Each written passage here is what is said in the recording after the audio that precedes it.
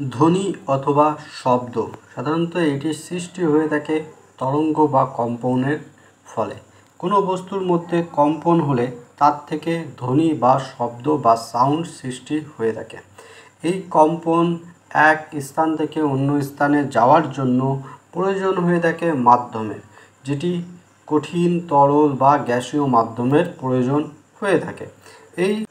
এই ধ্বনি সাধারণত একটি অনুদৈর্ঘ্য তরঙ্গ দৈর্ঘ্য। এই ধ্বনির এক স্থান থেকে আগেই বললাম ট্রাভেল করার জন্য একটি মাধ্যমের প্রয়োজন হয়। কোনো বস্তুর মধ্যে সাধারণত 20 থেকে 20,000 বারের মধ্যে কম্পন সৃষ্টি হলে সাউন্ড বা ধ্বনির সৃষ্টি হয়ে থাকে। তার বেশি বা তার কম হলে আমরা ধ্বনি কোনো বস্তুর থেকে ধ্বনির সৃষ্টি হবে না বা শব্দ সৃষ্টি হবে না। চাঁদে যখন মানুষ কাছাকাছি দাঁড়িয়ে কথা বলবে তখন কিন্তু শুনতে পারবে না, কারণ চাঁদে বায়ুমণ্ডল নেই, অর্থাৎ বায়ুমণ্ডল বা কোনো মাধ্যম না থাকার জন্য ধ্বনির সম্প্রসারণ বা তরঙ্গ সৃষ্টি হয় না।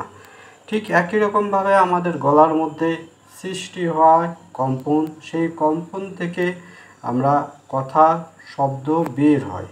এবার এটি আমাদের কানের মধ্যে পৌঁছায় এবং কানের মধ্যে ঠিক একই রকমভাবে কম্পনের মধ্যে দিয়ে সেটি আমাদের ব্রেন পর্যন্ত পৌঁছায়।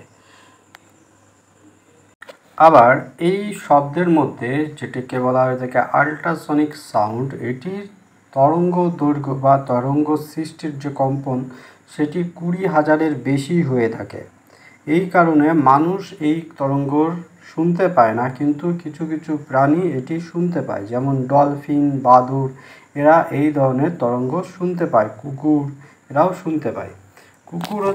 কুকুর বা বেশ কিছু জীবজন্তু আছে যারা 20 হার্টজের নিচেও কম্পাঙ্ক শুনতে পায়, যেটিকে আমরা মানুষ শুনতে পাই না, অর্থাৎ শ্রুতিগ্রাহ্য নয়।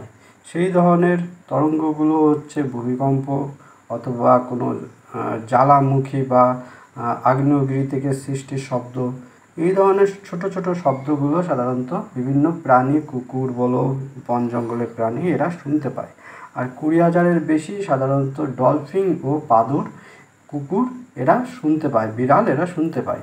ঠিক আছে, বাদুড় তো চলাফেরাই করে এই আল্ট্রাসনিক ওয়েভের মধ্যে দিয়ে, অর্থাৎ 20,000 বারের বেশি কম্পন সৃষ্টি করার শব্দের মধ্যে দিয়ে সে চলাফেরা করে থাকে।